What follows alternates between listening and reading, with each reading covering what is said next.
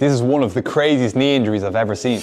Hey guys, today I'm going to show you how a well-known musician was able to get rid of a knee issue that was making his life and live shows extremely difficult. Although I would love to share the name of this individual as well as some footage of our time working together, he and the rest of his band are bound to a contract with a health and well-being company that looks after them. And although he was able to become a client of mine, we agreed that it was best not to make it public. However, he agreed that it would be a good idea to make a video on this because this is an extremely common cause of knee pain, and if anybody's watching this and struggles with the same thing that he did, it could be very useful for you. In short, he was an extreme case of one leg being far stronger than the other, and this is causing some significant issues in his right knee. So I'm going to head over to the gym now and show you exactly what we did to resolve this issue with him and what you can do too to resolve this if you have this issue yourself. When this individual reached out to me, he explained that the issue was within his right knee. And after I asked him to perform a movement assessment that included a bodyweight squat to see if he had any issues with that,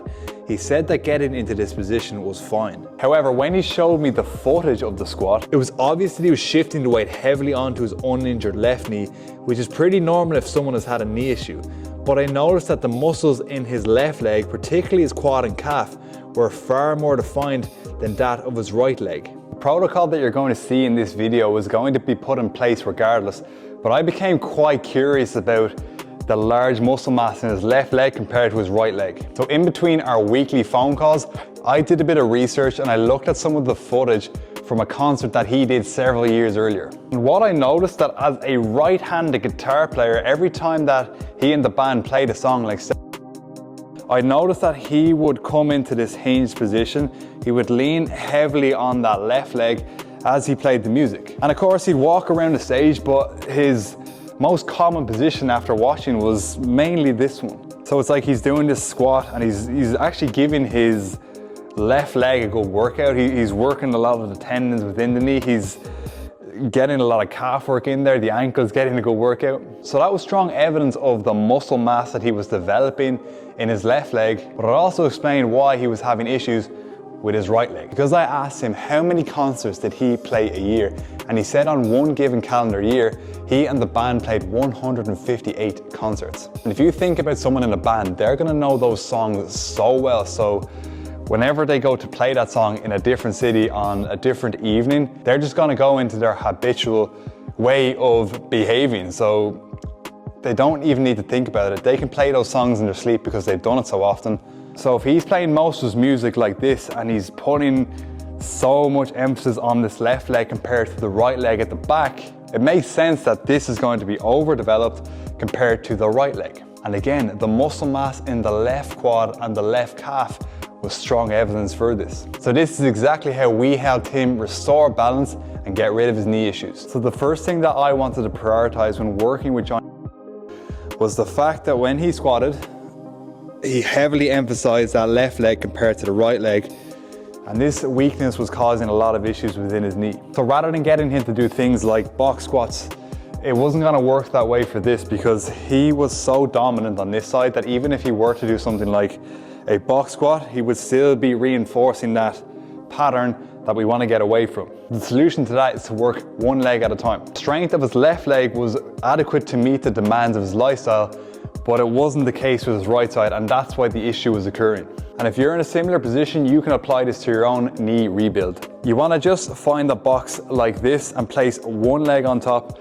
You want about 60% of your weight onto the front leg and 40% on the back. You don't want too much of your weight to be on the back because then it becomes more of a hip flexor exercise. And by putting most of our weight onto our front leg, we're going to work the deep structures within the knee, and that's exactly what we want to repair. How we're going to do this is we're just going to go as far over our toe as we can.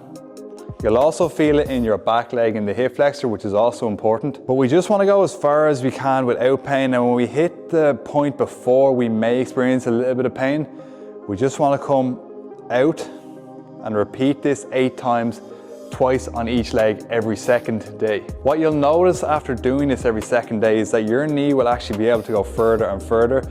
That means you'll know you're increasing your knee's ability to handle the demands of your lifestyle. Of course, you're going to do this on both legs, but what you want to ensure is that you're not going really far with your stronger leg and only to here with your weaker leg.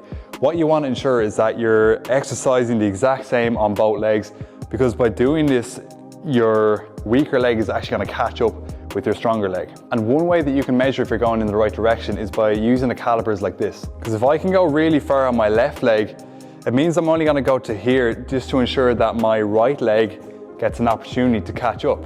So let's say that if I put this arm beside my ankle and the other arm beside my hip, and I start off here at 105 degrees, by doing my 2 sets of 8 every second day, my knee will be able to go further and further. And within 10 days, I can expect to go 5 degrees further, which in this case is 110 degrees. I'll know I'm moving in the right direction. I'll know that the balance between both legs is improving. And a squat that looks like this, where my left leg is being heavily emphasized, is gonna look more like this, where I'm balanced and in the center. It also means that any deep structure within the weaker knee that's been damaged as a result of this going on for an extensive period of time is under repair, and we're moving in the right direction. Next area that I focused on with this individual was building up the calf and ankle area. If one leg is far stronger than the other, one knee is being protected far more than the other. The reason that building up this calf and ankle area is important is because it takes a lot of the pressure off the back of the knee. It's important that we build up the area surrounding the knee when dealing with any kind of knee issue. And again, we want to make sure there's equal strength between both legs. And we did this by doing the bent knee calf raise, where we place ourselves against the wall,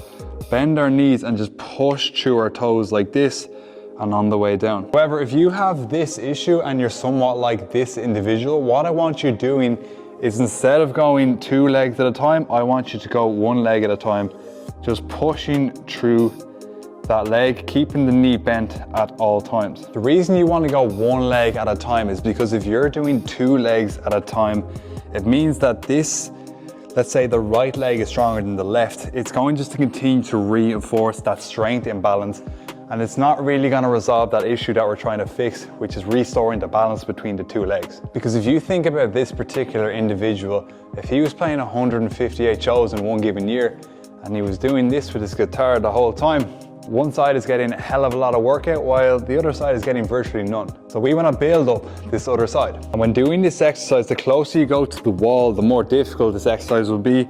So ensure you get into a position where you can comfortably perform 10 reps. And one thing that you can do to ensure that you're moving in the right direction is find your starting position on each foot. So if I can comfortably do 10 reps on my left leg here, I'm just gonna mark where my big toe is.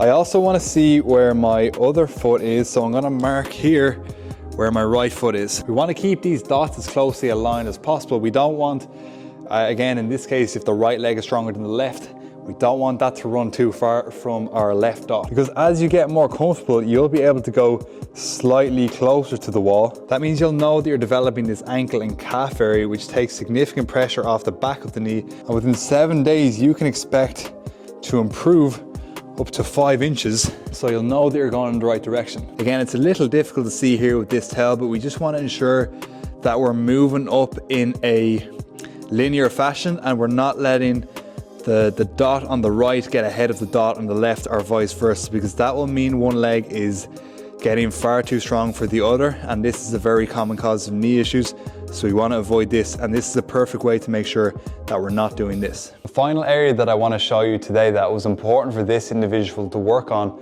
was his hips. And the reason why this is important to address when it comes to dealing with knee issues is because when you get far too tight in the hips here, it actually pulls your pelvis forward. And if your pelvis is done forward like this, it's somewhat like a bike when if you're too far forward, it breaks down the tread in the front of the knee because too much pressure is being exerted forward rather than being in the middle. Just like the front tire thread will break down easier if this is the case on a bike, it's the same with the pelvis when it comes to your knees. If your pelvis comes forward because of your tight hips, it's gonna put the front of your knee under more pressure, and this may cause a lot of pain within the knee. So what you want to do is loosen out this area by mobilizing the hip flexor, and this is my favorite way to do that. You're just going to place your foot against the platform such as this one. You can use a wall or a door, it's up to you. But what you want to do from here is bring one leg forward, you want to stand tall and you want to squeeze this glute, and you'll feel it here along the front of your leg and your hip flexor. I want you to hold this for 30 seconds and perform it twice on each leg daily. As you begin to loosen this area, it'll be easier for you to bring your foot a little more off the wall. That means that you're taking more pressure off the front of your knee because you're loosening out this area. And one way that I like to track how much of an angle I'm increasing within my knee is by using a caliper such as this one. So we want to place the center point against our knee and just bring the arm of the calipers to our ankle. My starting angle here is 108 degrees. And again, by doing this for 30 seconds twice on each side daily, my foot will feel comfortable going up the wall because my hip flexors have become looser. And if I recheck this angle, I'll see that I'm now at 118 degrees. That's a 10-degree increase in the angle because I've loosened out the hip flexor. And you can expect a similar result if you do this